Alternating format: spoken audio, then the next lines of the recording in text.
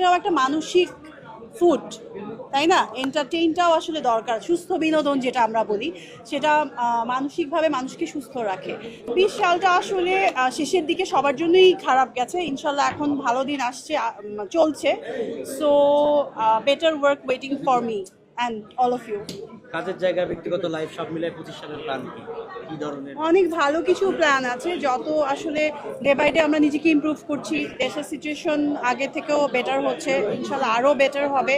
এবং আমাদের কাজের যে জায়গা, আমাদের ফিল্ম ইন্ডাস্ট্রি, সেটার জন্য আসলে সবাইকে একটু অনেক ভেবে চিনতে এবং খুব ভালোভাবে বড় আকারে মানে কাজ শুরু করতে হবে।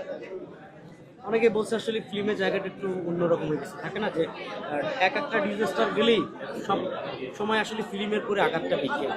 ধরেন করোনা গেল, এবারে যে একটা 24-এর গণঅভ্যুত্থান গেল, সবসময় আসলে এই সেক্টরের আসলে কোনো সরকার ওইভাবে পদক্ষেপ নিচ্ছে না, বা থাকে না শিল্পীরা অনেক কাজ সংকটে আছে। এই বিষয়টা আপনি কিভাবে দেখেন, বা এই জায়গাটা কতটুকু সরকারের হেল্প করে নিচ্ছে? আসলে এটা সত্যি, এই দিকটা আমরাও সবসময় ভাবি যে কেন দেশের যে কোনো ডিজাস্টার হোক বা কোনো করোনা টাইমেও ছিল, এই সময়ও ছিল, যে ফিল্মের অবস্টাকলটা বেশি সব সময়। যেহেতু এটা একটা সত্যি কথা, মানুষের তো আগে অন্ন বস্ত্র বাসস্থান, তারপর হচ্ছে এন্টারটেইনিং যে এটা, বাট এটাও একটা মানসিক ফুড, তাই না? এন্টারটেইনটাও আসলে দরকার। সুস্থ বিনোদন যেটা আমরা বলি, সেটা মানসিকভাবে মানুষকে সুস্থ রাখে। সো এটাও খুব ইম্পর্টেন্ট একটা জায়গা। আমি আশা করব এবং আমরা সবাই মিলে যদি এটা স্টেপ, আমরা এটা নিয়ে কথা বলছিলাম লাস্ট একটা প্রোগ্রামে, খুব সিনিয়র ফিল্মের যারা ছিলেন, আমি তো ছোট্ট একটা ক্ষুদ্র মানুষ, সবাই বলছিল যে আসলে এবার ফিল্মের জন্য অন্যরকম করে ভাবতে হবে এবং বাজেটটা স্পেশালি, আমি বলবো, আমি সবসময় বলি যে বাজেটটা খুব ইম্পর্টেন্ট ফিল্মের জন্য। ফিল্মটা আসলে এমনি ছোটোখাটো করে বা ছোট্ট পরিসরে করা যায় না। ফিল্ম হচ্ছে বড় ক্যানভাস, সব কিছু অনেক বড় পরিসরে করতে হয়। সো এবার আমরা আশা করি এবং ট্রাই করছি সবাই যে ফিল্মের জন্য আসলে কিছু একটা ভালোভাবে স্টেপ নেওয়ার, বাজেট ওয়াইজ, স্পেশালি বাজেট। এটা যেহেতু একটা স্কিন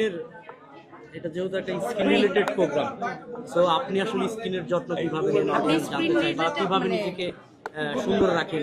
না, আমি এটা একটা প্রশ্ন করি আপু। হ্যাঁ, শীতের উষ্ণতায় কিন্তু অনেকে নিজের রূপচর্চা এবং আর্টিস্টরা মূলত যারা আছেন খুব যত্ন নেন। তা আমরা কি একটু দর্শককে জানাতে পারি যে আপনি কিভাবে নিজেকে গ্রুম করছেন? আমি পার্সোনালি বলতে পারি আমার স্কিন টাইপটা একটু ড্রাই, সো আমার সামার টাইমেও ময়শ্চারাইজার লাগে, আর শীতের সময় অনেক বেশি লাগে।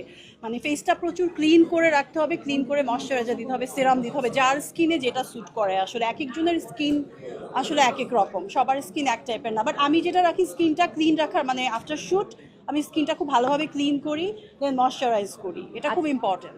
আমরা কি জানতে পারি যে এই শীতের সময় এছাড়াও আপনি কি টেক কেয়ার নিচ্ছেন? এছাড়াও একটা